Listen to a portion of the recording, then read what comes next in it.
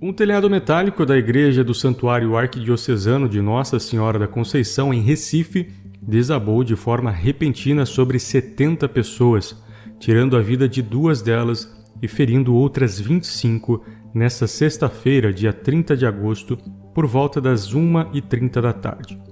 E nesse vídeo vamos falar das possíveis causas dessa. A estrutura da igreja era o tipo de estrutura velha o suficiente para ter a sua segurança atestada pelo tempo e nova o suficiente para não sofrer pelos danos causados pelo tempo. Mas o que pode ter causado esse colapso tão repentino? Para mim, a resposta é mais do que óbvia. Há aproximadamente 2 semanas foi finalizado uma atualização na obra que com certeza culminou no desabamento dessa sexta-feira, que foi a instalação de placas de painéis solares. Assim que eu vi a imagem do desabamento e reparei nas placas de painéis solares, já sabia que existia uma enorme possibilidade delas serem as reais causadoras desse desabamento. Mas por que isso aconteceu? A estrutura não deveria suportar essas placas? Ninguém verificou a estrutura antes da instalação? Todos nós sabemos que as estruturas fabricadas no Brasil devem seguir algumas normas que garantem a segurança e estabilidade. E eu não duvido que essa estrutura tenha seguido sim essas normas. Porém, mesmo com coeficientes de segurança de 40% sendo aplicados, cargas de vento de pressão e sucção, além de cargas normativas permanentes e de manutenção, que são somadas às cargas de peso próprio de uma estrutura, mesmo isso não são suficientes para garantir essa segurança. E por quê? Porque essas considerações são feitas levando em conta a situação de momento da estrutura, ou seja, a condição inicial, que, como sabemos, podem mudar muito com o tempo, principalmente se tratando de edifícios comerciais, como é o caso dessa igreja. E sempre que cargas novas forem adicionadas, novas verificações devem ser feitas. E é aí que mora o real perigo. Mas para que vocês possam entender melhor, eu vou ilustrar com as próprias imagens do ocorrido. A igreja tinha um vão livre de aproximadamente 20 metros, segundo imagens do Google Earth. E nessa imagem podemos ver que não havia nenhum painel solar, mas 2 semanas antes do ocorrido, essa era a imagem que se tinha do teto da igreja. Foram adicionados na cobertura 120 painéis solares, pesando em média 30 quilos cada. Isso equivale a 3.600 quilos adicionados muito próximos à cumieira da cobertura, ou seja, a parte central. Essa estrutura era uma estrutura visivelmente muito carregada, pois na imagem é possível ver que as telhas são do tipo sanduíche com preenchimento de EPS.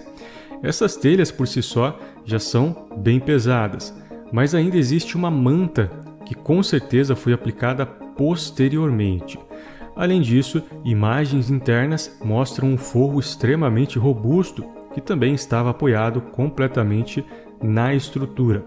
Isso sem contar sistemas de sprinkler contra incêndios que com certeza também se faziam presentes pelo porte da edificação. E esse sistema nada mais são que tubos de aço completamente preenchidos com água, que por si só também adicionam uma boa carga na estrutura. Mas como era essa estrutura? Ela não havia sido dimensionada para isso? São poucas as imagens que mostram a estrutura principal, mas nas imagens que conseguimos encontrar, podemos ver algumas informações importantes. A primeira delas é a altura da treliça principal. Como já citado nesse vídeo, o vão da estrutura tem aproximadamente 20 metros de vão livre, com telha sanduíche de provavelmente alta espessura, além do forro, da manta, sistema de sprinkler e, é claro, os painéis solares. E a altura dessa treliça é de aproximadamente 50 a 60 centímetros. O perfil me parece ser um perfil de 5 polegadas ou algo próximo disso.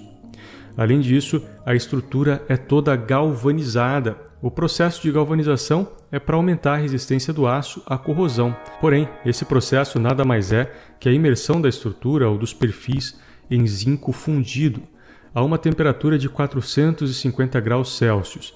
Isso gera uma espécie de têmpera adicional no aço, o que deixa ele mais duro e, consequentemente, mais quebradiço, o que é péssimo para a estrutura em si.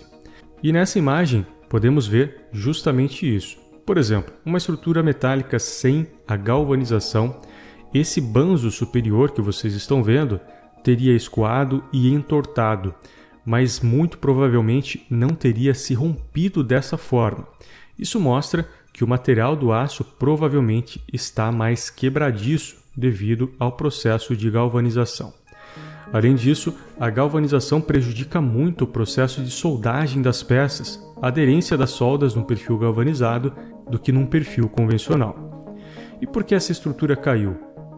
Todos esses fatores levam a crer que a estrutura se rompeu por uma soma de erros desde o início da sua composição, talvez devido a mudanças sem planejamento e sem as devidas verificações. Mas a pergunta que se faz: por que essa estrutura só caiu 2 semanas após a instalação dos painéis?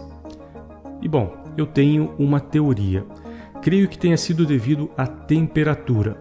Estruturas metálicas são muito sensíveis à variação de temperatura. Elas se dilatam e se contraem com essa variação. Nos últimos dias em Recife, a temperatura média foi de 25 a 26 graus, e no dia que a estrutura caiu, a temperatura máxima marcada no momento da queda foi de aproximadamente 30 graus. Esse aumento da temperatura de 4 ou 5 graus pode ter sido decisivo para essa queda. Isso somado à velocidade máxima do vento, que no dia marcou 33 km por hora, só acelerou o processo de colapso, que era inevitável. A empresa responsável pela instalação dos painéis disse que a estrutura tinha um laudo que autorizava a instalação. Agora basta saber como esse laudo foi elaborado. Foi feita uma análise completa realmente, com um recálculo da estrutura, considerando todas as cargas adicionais, além das cargas já existentes? Como foi o histórico dessa estrutura? A cada alteração, desde a instalação das mantas, da cobertura, ao forro de gesso, isso realmente estava considerado nos cálculos iniciais da estrutura ou foram alterações feitas posteriormente? Muitas dúvidas surgem e uma investigação deve ser feita para apurar os verdadeiros responsáveis. Mas uma coisa é certa: os painéis solares foram sim a gota d'água que faltava para essa estrutura colapsar.